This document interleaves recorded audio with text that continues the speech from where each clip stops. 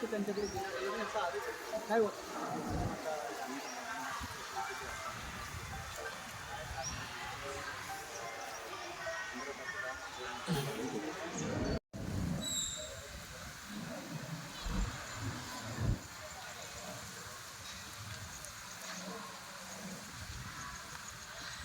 खाने में क्या मिला तुमको?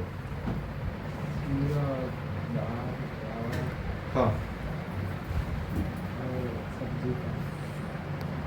वो उसकी तबीयत खराब हो गई थी, ये तुमको मालूम है क्या? कैसे हो गई थी उसकी तबीयत खराब?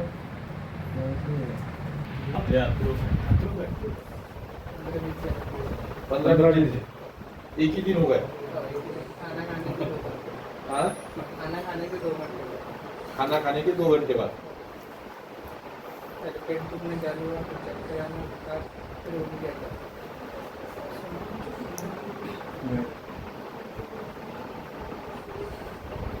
हॉस्पिटलमध्ये पूर्ण हॉस्टल में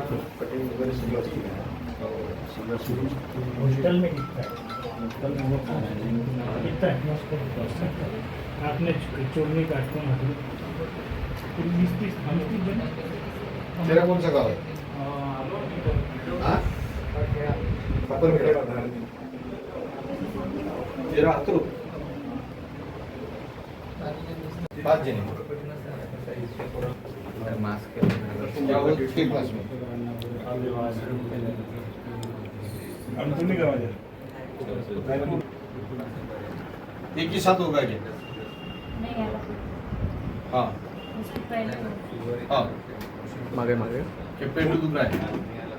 पेट दुख रहा था उसका। उल्टी आ रही थी क्या?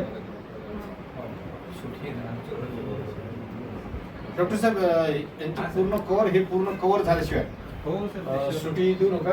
त्यानंतर म्हटलंय सुटी द्या. तुम्ही पैसे नाही दिले तरी पैसे द्या, कुठं विषय नाही, तुम्हाला पैसे द्यायचा विषयच नाही. पण तो यांचं सगळं म्हणजे पूर्ण कव्हर झाल्याशिवाय सुटी करू नका. नाही आज त्यांची रिपोर्टही पाठवतो ते रिपोर्टही चांगली आहे. परवाची रिपोर्ट दोघांची थोडेसे वाढलेले ते.